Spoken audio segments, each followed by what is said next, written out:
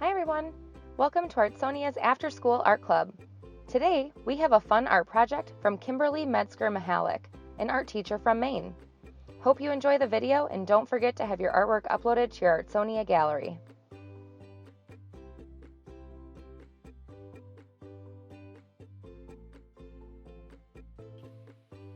Hi, my name is Miss Kimberly Medsker-Mehalic and I am a high school art teacher, and today I'm going to teach you and show you how to make a little felted narwhal.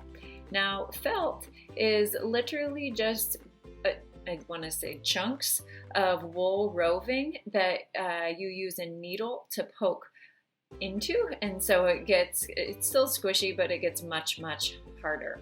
Now these two I originally bought 2 kits for, and basically the kits just come from Wool Buddy and they come with wool and needles, and so it's a good, I think, starter set. You can buy them at toy stores or at art supply stores, but really what you need, and it's much cheaper, is a set of this wool roving. You do need what's called a felting needle, and it's super duper sharp. It has some ridges around like the needle part that will help hold the wool and push it into place. I strongly encourage you to get some of these thumb guards. You'll see me using them in the video, especially at the beginning when I'm doing the larger areas. I do tend to take them off when I'm getting down to this tiny detail, just to be able to control it. You'll also see me using a wool felt pad so that I am not breaking needles constantly. So I hope you enjoy this felting video. Again, we're making a little buddy narwhal. Thank you. So our little narwhal uses white wool for the base. And so to get started, you have to roll the white wool tightly for the basic shape of the body. And then you use the felting needle and poke repeatedly into the wool until it becomes an egg shape. So after you have your egg shape, then you take a layer of the turquoise wool and you wrap it around the body, and then you poke that using the needle into the white wool.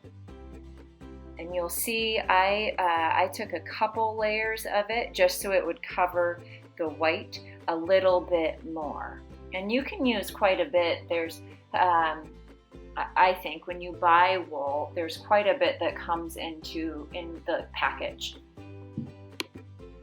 Once you're done poking the turquoise basic egg shape, then you're ready to start with the little tail flippers. And for that, you just create 2 ovals just by poking again with the needle into the wool, and to create the 2 basic ovals. You also need to create kind of like a rectangle that's the base part of the tail.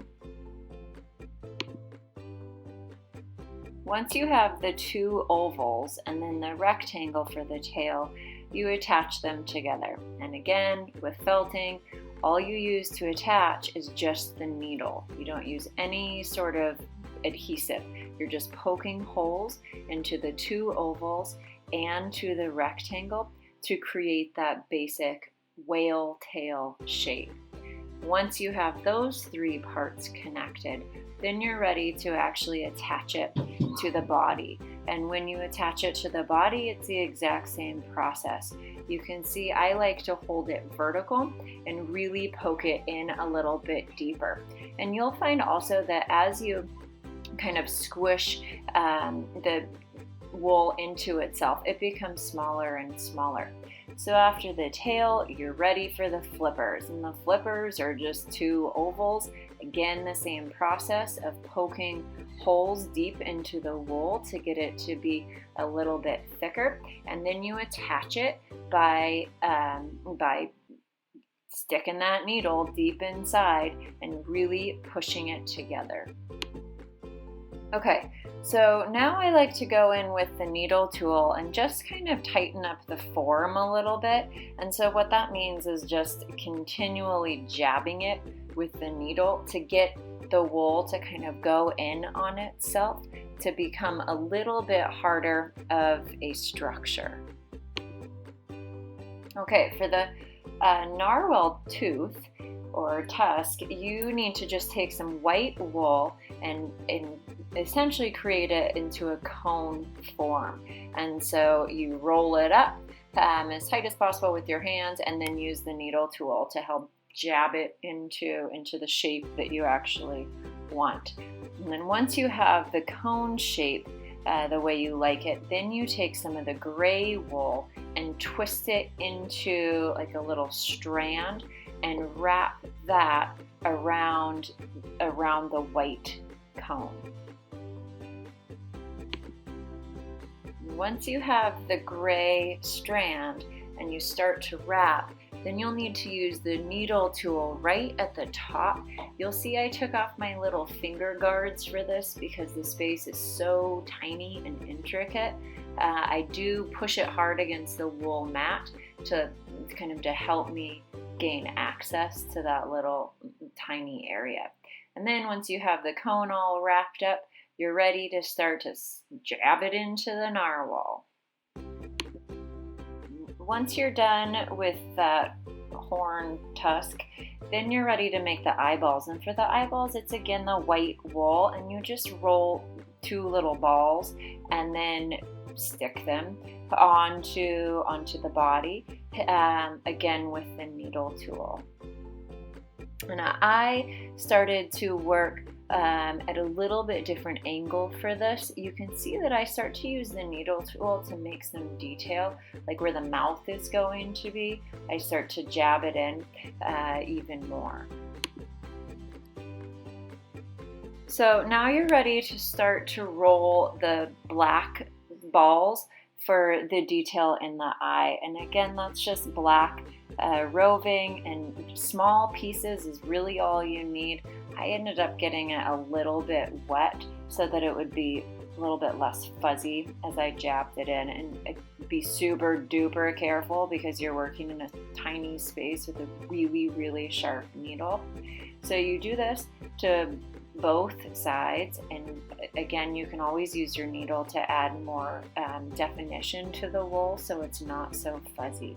But both eyes need a little pupil area that you jab in. And then once you're done with the detail of the eyes, you are ready to make some polka dots on your narwhal. And with this, obviously, you can put the dots wherever you would like. I ended up putting them on the back and a little bit of the tail, but this is the fun part that's up to you. I also ended up adding some black lines around the eye just to make them pop a little bit more. When you're making the strand to go around the eyeballs and the mouth, you just twist the wool. I think if you add a little bit of moisture to it, it makes it a little bit easier to hold into place while you use the needle to push it in so that it stays there. And you don't have to push like super duper deep. The wool does a pretty good job of kind of twisting the fibers into place. So as this project finishes up, definitely remember that if you're going to do this, you need to be really, really careful. The needle tool is super sharp. When I first started, I think I stabbed myself 3 different times. So be really aware, try not to be distracted. And then when you're making animals, think almost like a snowman. You start with basic ovals or spheres for the inside, and then you wrap the detail colors on top, and then the last part is always the detail. But clearly you can make any animals that you envision, whether they are realistic or fantasy, but have fun with the wool buddies. And thank you for watching. Be creative.